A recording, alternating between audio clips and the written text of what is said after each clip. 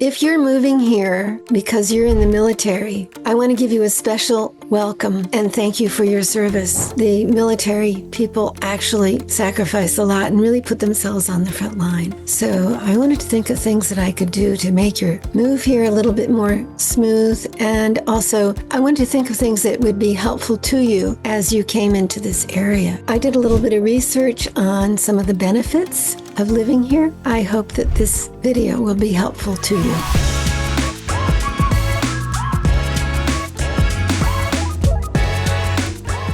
Since I wanted to find out about military benefits in this state, I thought the first place to look was online. So looking online, I found 3 websites that were very good, and I want to share the links with you. These are the 3 links so you can look at them. One of them is military.com benefits, veterans state benefits. The next one is my army benefits, .US Army Military, or MIL.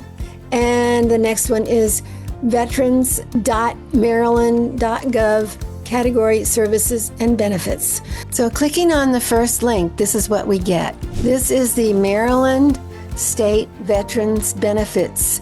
And this is from the military.com, and the author here is, we want to give him credit, is Jim Absher.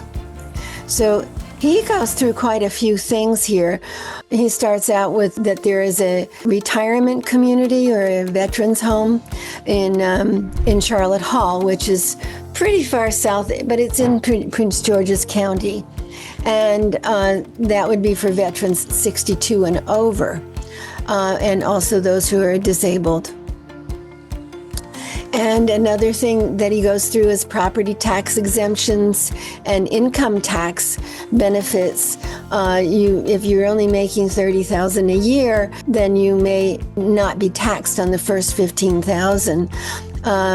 And also, if you're over 55, you may not be taxed on your first $20,000.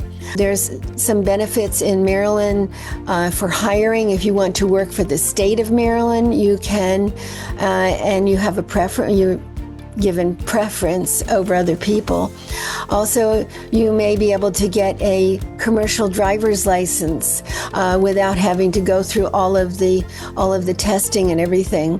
You also may be able to get a free fishing and hunting license if you're disabled, or you may not even need a fishing license if you are, or a hunting license if you are home on leave. Also, you have admission to state parks and, of course, the cemetery. But there are other links in here which are kind of interesting as well. For instance, under active duty, it talks a little bit about legal assistance, and that you may be able to be qualified for free legal assistance, or even family legal assistance. Maybe legal assistance with citizenship, or writing wills. Those things may be covered and you may not need to pay for them. So be sure to check those before you purchase those kind of things. There are a lot of benefits that are offered by the community. So, for instance, you may be able to get benefits from Home Depot and Lowe's. They have a discount for military. Other places also do. Sometimes restaurants and hotels will have a discount for military. And you should check those things. There is a page with some of those in here. Also, there's information in this particular site regarding the GI Bill, yes, which is about helping to get into college, and Maryland does cooperate with that at the University of Maryland, and also VA loans. And this is a very interesting article. It's well written, and I highly recommend that if you are a veteran, that you do use your VA loan. The only time you might not want to use your VA loan is if you were buying a house that is in disrepair, Both the VA and the FHA loan require the home to be in fairly good condition. So if the home has peeling paint or trip hazards or whatever, the electricity is not wired properly, then they will ask that those issues be addressed prior to you purchasing the home. However, the VA loan may give you even up to 0% down. And that means it's going to give you a loan, not only 100% loan, but a loan that goes over the 100% to help you with your closing costs. And that is really, really nice for the veteran. The only time that you would have a limit on the amount of loan that would be qualified in the VA program with the 25% guarantee from the government, the only time there's a limit is if you already had used your VA loan on another house and you had not paid it off. That means if you then sold it as to someone else who would be assuming your loan, or if you had decided that you would keep the property to rent it out, then there are certain limits. Like for instance, in Anne Arundel County, the limit is, I think it's $517,000 around there. And if you're in a lot of places around here, Montgomery County, Prince George's County, Washington, D.C., Alexandria, Arlington, Charles, Calvert, and Frederick counties, then you can go up all the way to $726,000 plus about $500 more. However, that doesn't count if you've already sold your other house and you have your loan free, or if you're getting your loan for the first time. So then, in that case, you can go up not only to $1 million, but to $2 million.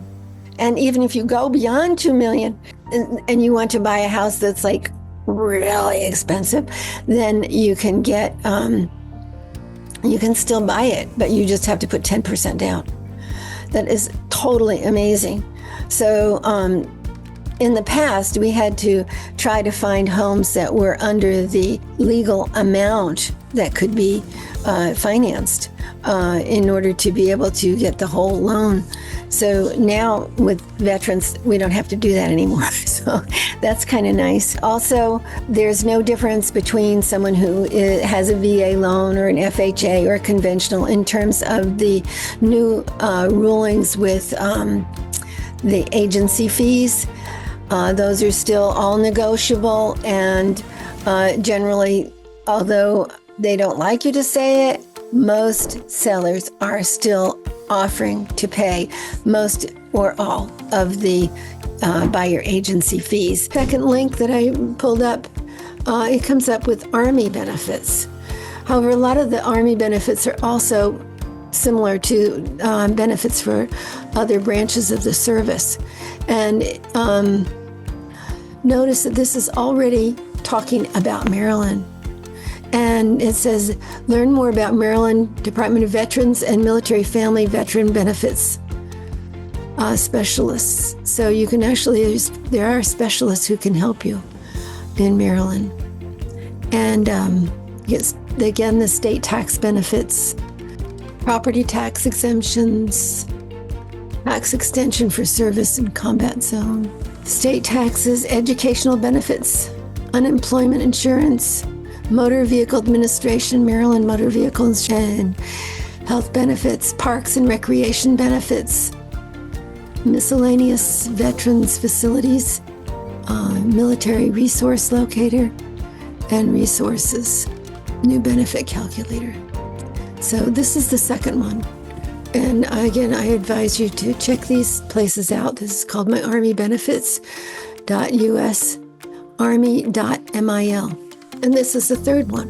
And this is Department of Veterans and Military Families. And it tells about the retirement pay, benefit handbooks, federal and state benefits for service-connected veterans, benefits broken down by service era. This is an article in the Baltimore Sun dated January 21st, 2025. And it says that there is bipartisan legislation bipartisan 8-bill packages aiming to modernize Maryland's military laws and create consistent and equal benefits among the uniformed services and reserve units. This package, submitted by a Republican and supported by 5 House delegates, would restructure Maryland's military laws to provide more than 100 benefits that were being denied to current and former service members due to existing outdated terminology. It would make more than 500 revisions touching nearly every article of state law. For example, active duty service members or National Guard members currently get in-state tuition breaks, but active duty reservists don't get the same privilege. And it says the policy going in was, don't change the underlying policy. I'm trying not to change policy. I'm just trying to create equality. And the legislation would update and standardize military terms used in existing laws, as well as centralize those definitions in one place to make future revisions easy. The wording would be inclusive to all 8 branches of the uniformed services, including the Commission Corps of the National Oceanic and Atmospheric Administration and Public Health Service Commission Corps, who would be eligible to receive tax breaks on military retirement income. There would be some fiscal impact, but departments across the state told them additional service members being added could be absorbed in their current budget. The last thing I thought would be also very helpful to you would be to look up the different commissaries to see which ones were the best. So I checked on Yelp, and this is what I found. I found that Yelp gave top places to these 4 places. Bethesda was number 1, Fort Meade was number 2, Fort Belvoir was number 3, and Annapolis was number 4. It didn't give any mention of Andrews. However, if we go to Andrews and check the commissary, we can see that it has a 4.3 rating, which is out of 5, which is not bad. And also the one over here in Bowling, it has a 4.0. So I really hope that you enjoyed my presentation, and I hope it will be extremely helpful to you. If you have any other questions, or if you want any more information, if you need help with moving or relocating, I will be glad to do my best for you. And my information, again, is below in the link. Thank you.